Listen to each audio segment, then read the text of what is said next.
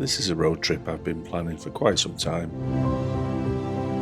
3 destinations on my bucket list, and visit some spectacular mountains that I've read about all my life. Can't wait.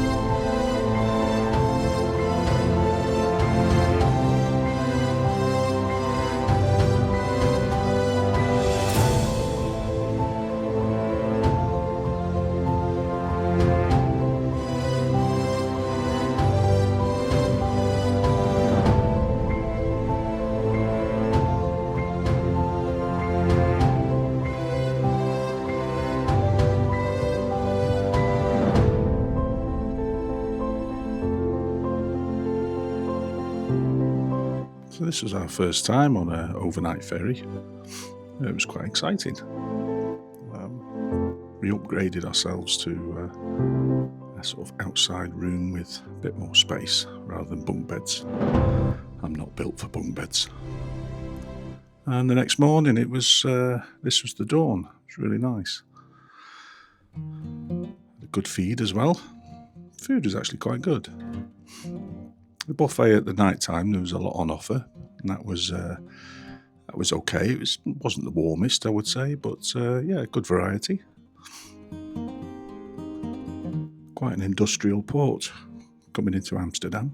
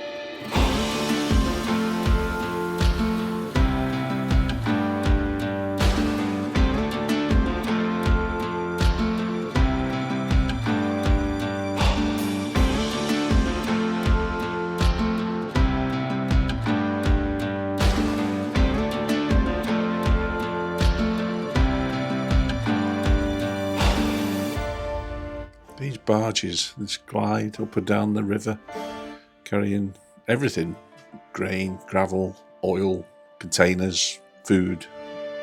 They're just slow, steady and efficient. And they keep, obviously, traffic off the roads as well. There's nothing glamorous, they're just proper old-fashioned grafting boats. Almost like our old canal system that we used to have in Britain. These are on a massive scale compared to our wee coal canal boats we used to have. It's nice to see them, just slow and steady. It's nice to stretch the legs after we had about 4 hours driving today from the ferry to this camping Bergen campsite.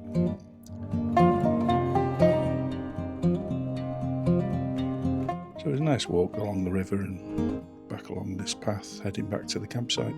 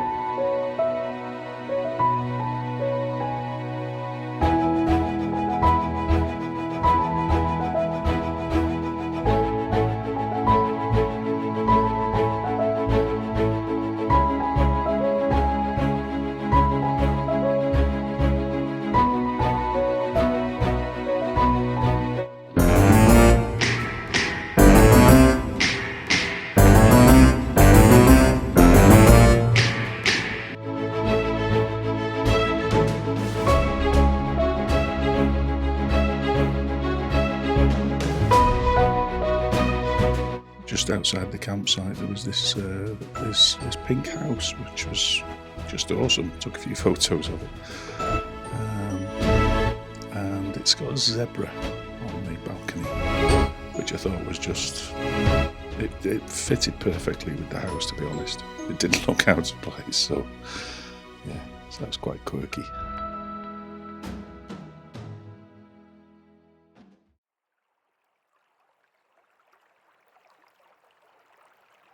So I had a good night's sleep. This is just pre-dawn, as you can see.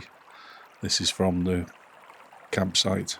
We managed to get a pitch right on the river.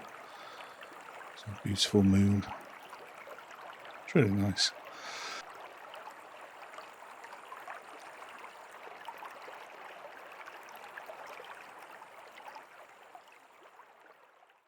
We're heading to Strasbourg today. About 5 hours it took us in total. Google Maps said 4, but time seemed to stand still for a while on the motorways. Plenty of places to pull off and make yourself a coffee and stretch your legs, so we didn't have a rush. And it was pleasant enough. Nice views in places.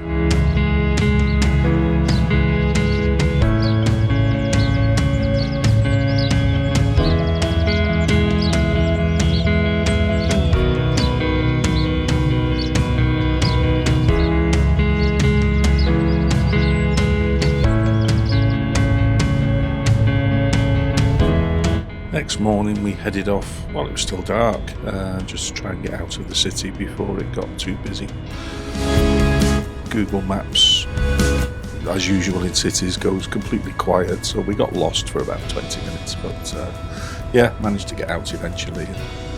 Onto the roads, another beautiful day, and we just passed loads of tunnels, lots of tunnels. I'm extremely good at making tunnels in Europe.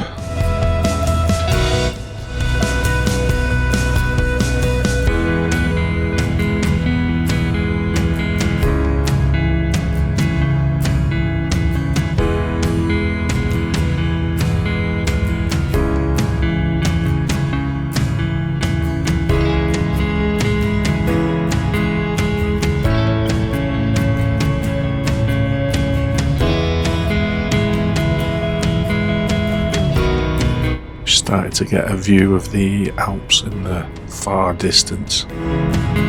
So we're getting closer to Grindelwald.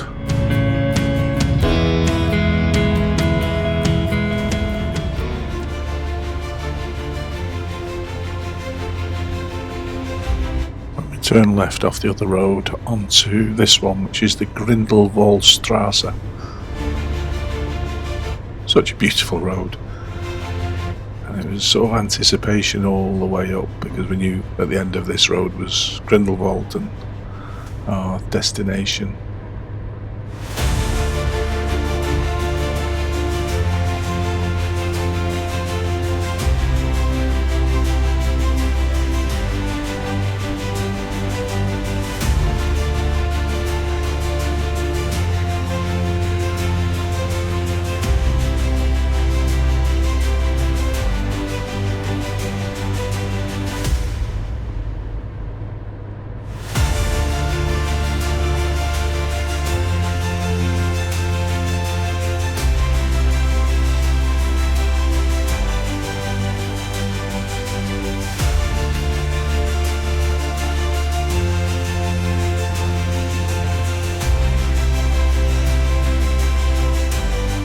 Very weird traffic jam, this one. Brand new coach. Trying to get past a breakdown truck towing a very old coach. Took a wee while for them to sort themselves out.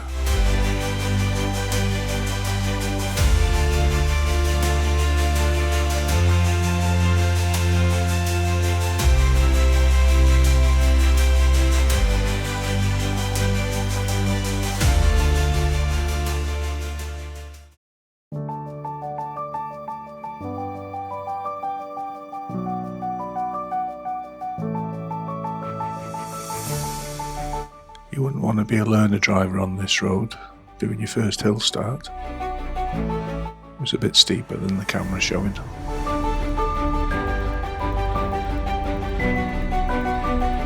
That bus reminded me of the Chris McCandless bus in Alaska. It was made famous in the book by John Krakauer, Into the Wild. Very similar looking bus. Actually, on looking at a picture, it's the only resemblance is they've got wheels. I'm an idiot.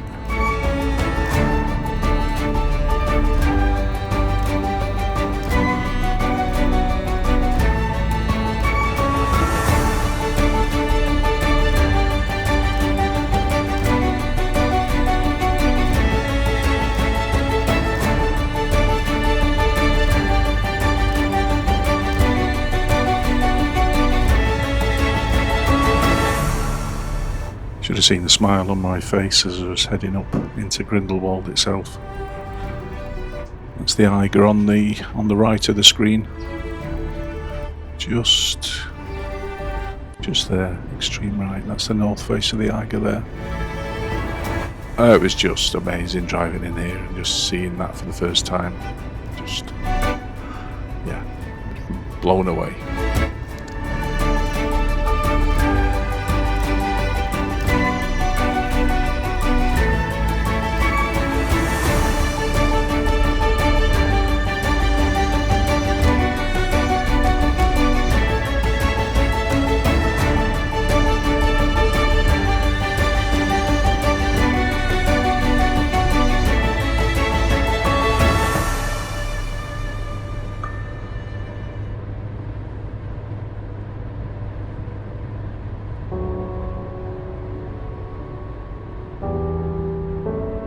I mean, look at it.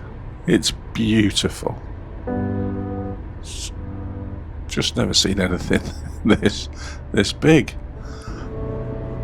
Phenomenal.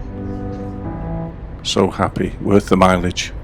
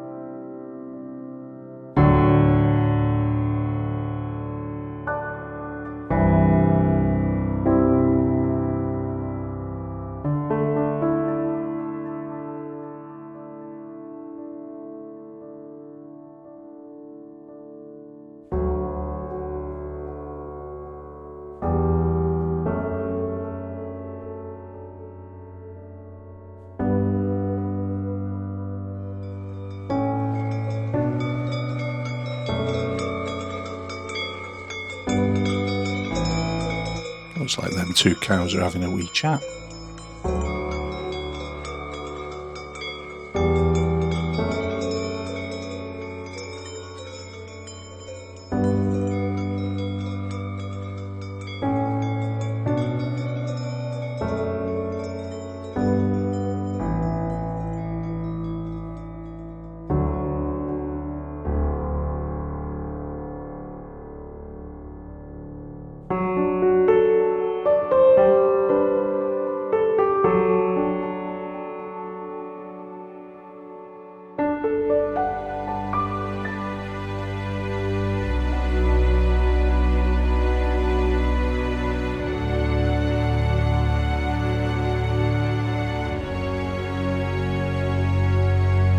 I did have a scan around with the binoculars, but I couldn't see anyone actually on the north face.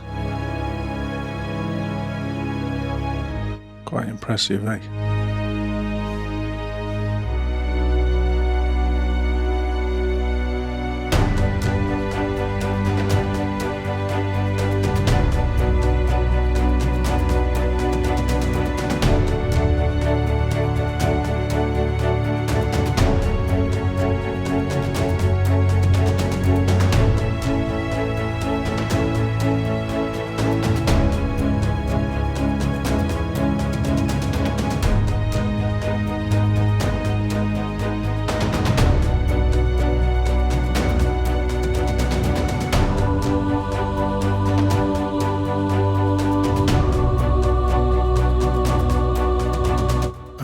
the books I'd read over many decades and all the history of the Eiger and the joys and successes and the terrible, terrible failures that have happened on it.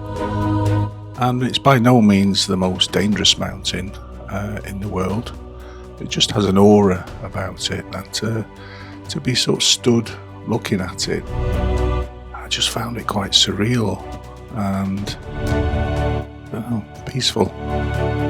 I can certainly feel and understand why people come to places like this and do what they do.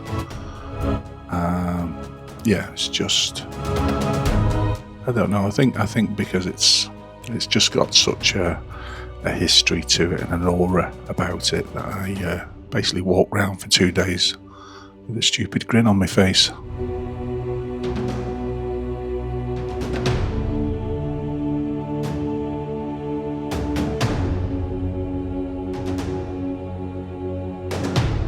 So after breakfast, we walked about 15 minutes from the hotel downhill to the terminal, which is where the cable cars go to get the train through the Eiger.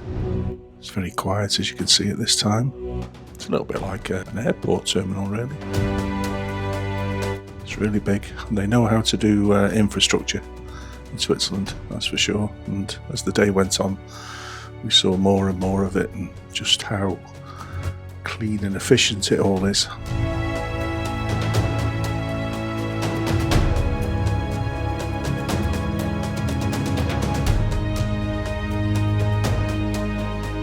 As we'd taken the 8:15 train, we actually got this carriage to ourselves, which is really nice. Heated seats as well in these, and it takes us, we'll see in a minute. It's not a bad way to start the day, is it?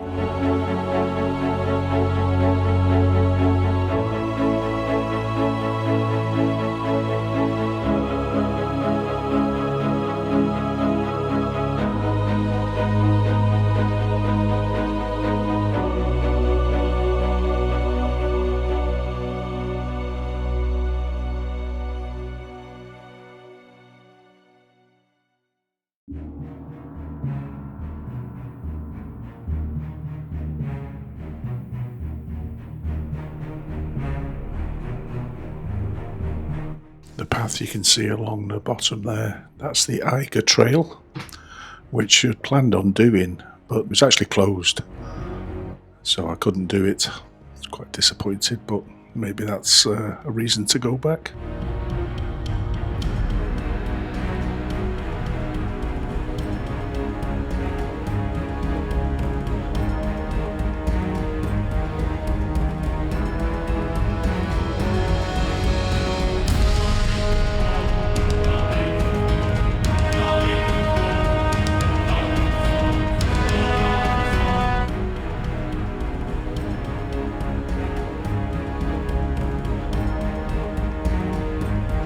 At Eismeer Station, you're looking out onto the southeast face of the Eiger. That's the Ishmere Glacier. You only get a couple of minutes to stop and look out of these windows, and if you're not quick enough, it fills up with people taking photos. So it was a bit of a dash, but it's good. It sits at 3,159 meters apparently.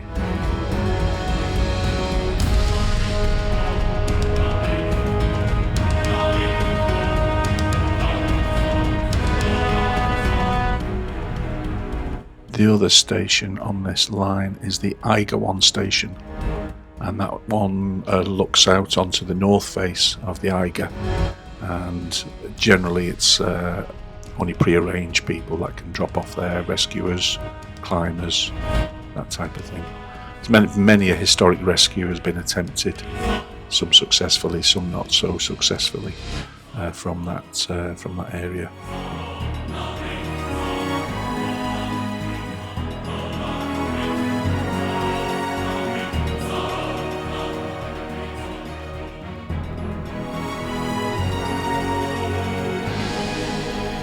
So arriving at Jungfraujoch, which is the building which sits on the Col.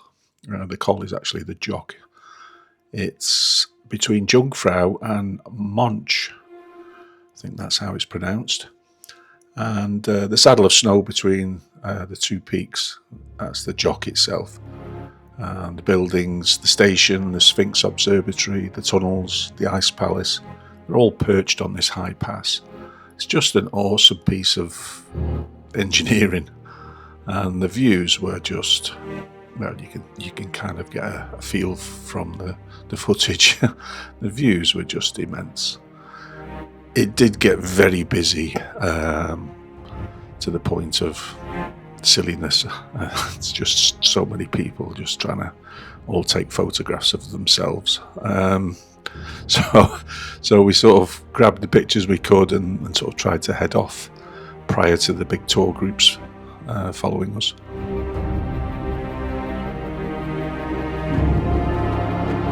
It was very cool looking down into the crevasses from up here.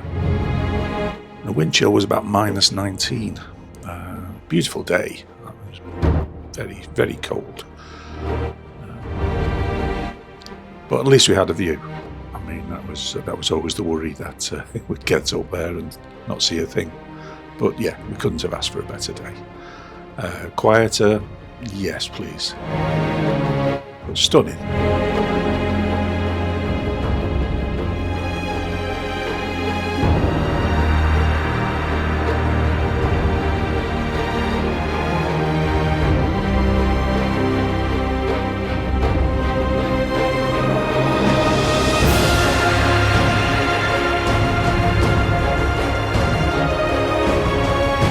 This section inside, I was on one of the travelators, walking escalators, and I have tried to speed this bit of footage up, but it just doesn't look right. So I'm slowly walking down this travelator, but the artwork and just everything about the place was just top drawer, really was. Such a lot of work gone into this, and looking at some of the history.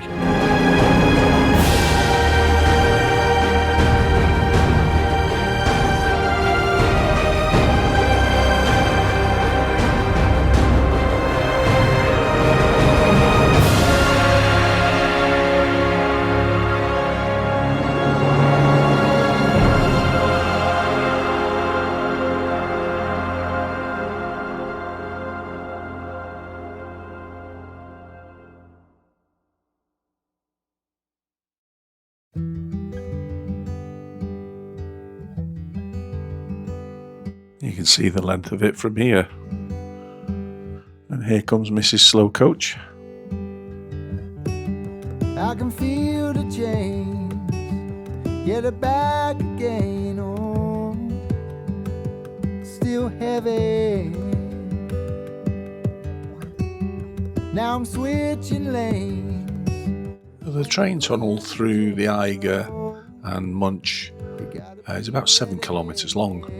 And it was started in 1898 and was finished in 1912. Did have a brief pause there in the middle. Tell you where you are. No free time. And this tunnel we're going through now is quite a poignant reminder of the hard work and skill these people dug this tunnel out. Generally young men between the age of 20 and 35. And it's got on show some of the tools they used, the picks and the axes and the old drills. There was a lot of blasting went on as well, which caused a few deaths. But it was a lovely to sort of just try and be quiet going through this and just look at the people that built it and in the time they built it as well. None of the health and safety that we enjoy today.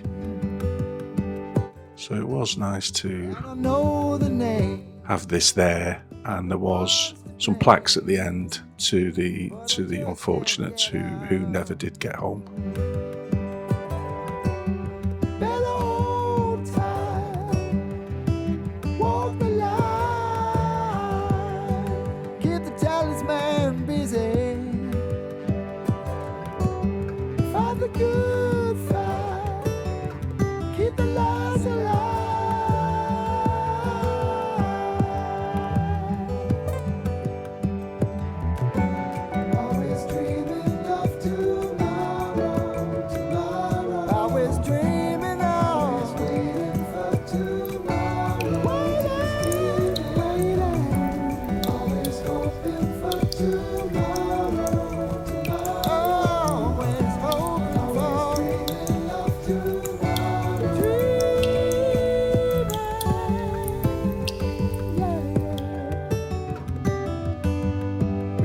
of that better life, dreaming of that sweet abide. So in this part, you actually go down into the glacier. The Ice Palace it's called.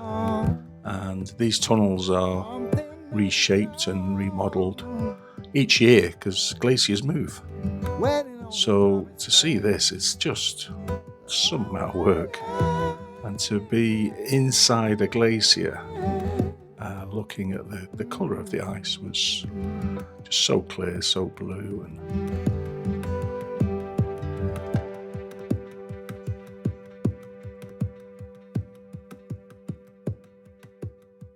they occasionally have publicity things going on outside. Lang Lang, the world-class pianist, gave a solo performance in 2022. And Scrat from Ice Age made an appearance. Didn't quite make it home though.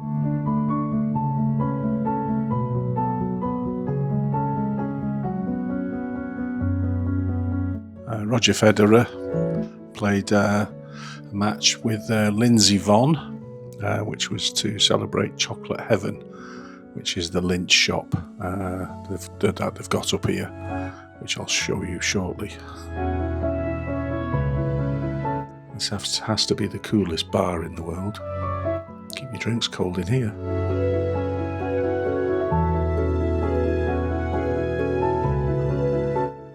And even the floor, it was slippy, but it kind of wasn't. So maybe they put some type of spray on it or something to make sure everyone's not gliding down on the backsides.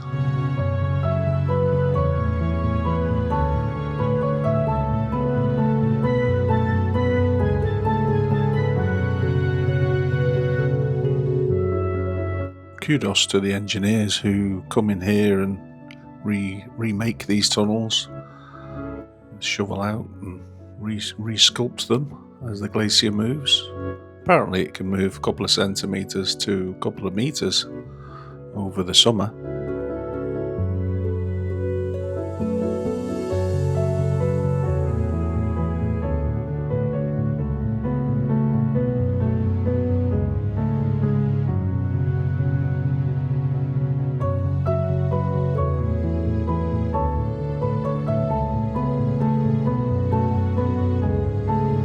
Going up quickly on the train, I found there was a lot of pressure behind my eyes and in my head, and kind of wobbly as well at times. Just took a while to get used to it, but the pressure was there all day. It was till we dropped down on the train later.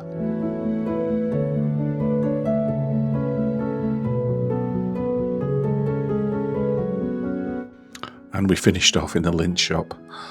Oh boy, yes, we bought a few chocolates in there and a few presents.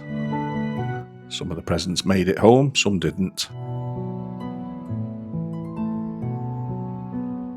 Colin thinks he's 12 years old again.